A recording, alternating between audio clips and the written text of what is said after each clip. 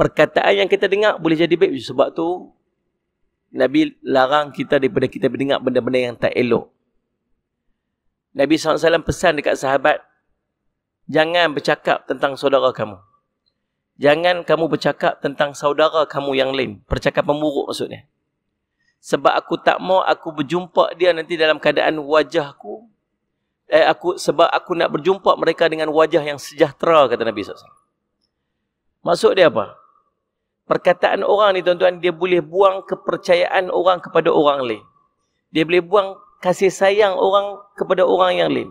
Boleh mengubah pandangan kita kepada seseorang tu kepada satu pandangan yang lain. Hanya dengan satu perkataan. Tuan-tuan faham tak? Tuan-tuan boleh bayang, kalau kita seorang kawan kita sangat baik, kita sangat, sebab tu Allah sifatkan mengumpat ni macam makan daging saudara. Makan daging saudara ni bukan macam kita duduk ambil daging daripada duduk kekah ke tu.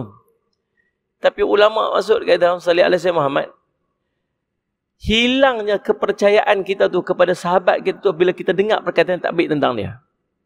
Dia kawan baik kita tuan-tuan. Kita kenal dia lagu daripada kecil, kita duduk dengan dia. Kita duduk kerja sekali dengan dia. Kita sekolah sekali dengan dia. Kita kenal kawan kita tu, sifat dia lagu mana kita kenal dia. Tiba-tiba ada seorang mai beritahu kat kita, dia kata hantau tak? Kawan handuk kawan tu dia bukan baik sangat tu. Dia tu ada benda dia buat dulu, hantar aku pernah jumpa dia buat lagu tu, buat lagu ni, buat lagu tu. Kita di mulut kita kata apa? Kita kata, dah aku kenal kawan aku tu lagu mana. Aku duduk kawan dengan dia lama dah. Tapi sedap tak sedap perkataan tu dah masuk dalam hati kita. Satu hari kawan kita yang duk baik dengan kita, yang kita percaya 100% tu, dia silap sikit je. Dalam hati waktu kita akan kata apa? Oh betul kawan aku kata apa kata ni. Dia kikis kepercayaan. Daripada 100% dah tinggal 90%. Daripada 100% tinggal 80%. Ada 20%. Tu bukan sebab dia tu buat kat kita. Tapi sebab perkataan orang yang sampai kat kita. Sebab tu bahaya telinga ni tuan-tuan.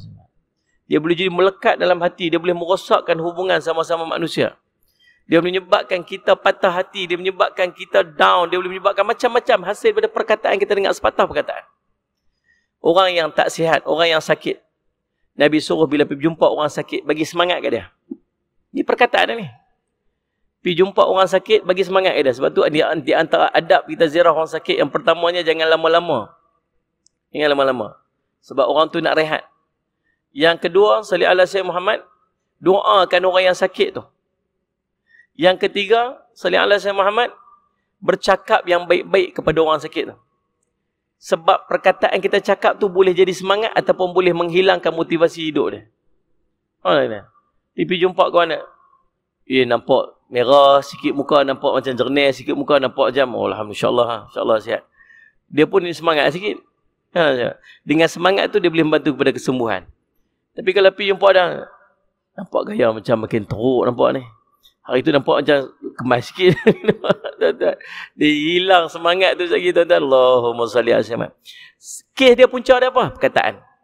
Sebab tu tuan-tuan, berhati-hati bila kita nak cakap satu-satu benda pada orang lain.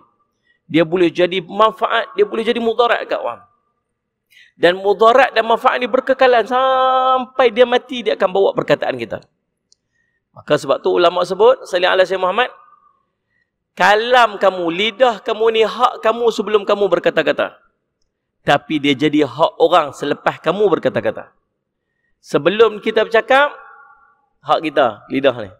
Tapi lepas kita bercakap, jadi hak orang. Maksud apa? Orang boleh menilai, orang boleh menghukum atas apa yang kita cakap. Kita kena tapih apa yang kita nak cakap orang beriman lagu tu. Dan orang yang mendengar pula kena berusaha untuk menapis apa yang dia dengar. Nabi larang kita dengar orang mengumpat. Sebab apa? Sebab kesan dia besar pada hati kita. Nabi larang kita duduk dengan orang-orang yang bercakap tentang hal orang lain. Sebab apa? Sebab dia boleh kacau hati kita. Nabi SAW larang kita daripada kita duduk dengar bercakap yang lara, yang sia-sia. Pasal apa? Pasal dia boleh bagi kesan dalam hati kita. Dan kesan itu bukan macam kesan makanan yang boleh buang bila makan julap. Kesan tu bukan macam makanan yang kita boleh pergi toilet dan kita buang, kita flush. Tapi kesan tu akan melekat dalam hati dan kita boleh bawa sampai ke mati. Macam mana kita tak mau benda-benda perkataan yang tak elok tu masuk dalam hati kita, macam tu kita kena fikir, jangan masuk benda perkataan tak elok dalam hati orang. Nabi SAW sebut, Salli ala Sayyidina Muhammad. Inna Allaha katabal ihsanu ala kulli syai'. Sungguhnya Allah mewajibkan ihsan atas setiap benda. Ihsan ni apa? Ihsan ni ada dua.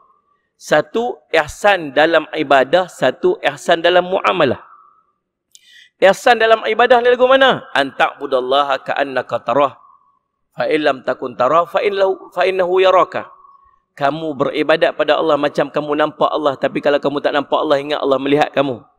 Jadi ulama sebut maqam salli alaihi wasallam ihsan dalam ibadat kita kepada Allah ni ada dua peringkat. Satu, musyahadah, macam kamu nampak Allah. Kita jauhlah peringkat ni. Tak sampai kot. Tapi paling tidak peringkat paling bawah, muraqabah, berasa Allah duk tengok dia. Saya lah duk berasa, tang tu pun kita tak ada. Sebab kalau kita ada peringkat muraqabah, berasa Allah duk tengok kita tu, semayang kita di rumah ke semayang kita di masjid kan sama aja bentuk dia. Betul tak ni? Kita semayang kita di rumah, di masjid tu lain-lain. Di rumah kita pakai pun lekeh, mayang pun cepat. Di masjid kita semayang baik, semayang elok. Pasal apa? Pasal orang maksud dia macam ada dua Tuhan. Di masjid ni Tuhan lain, di rumah masjid Tuhan lain. Faham tak ni? Tapi kalau orang berasa yang Allah duk tengok dia, dia duk buat ibadat tang mana pun, ibadat dia sama aja sebab dia tahu Allah duk tengok dia. Tuan-tuan, yang tu dia panggil ihsan dalam ibadat.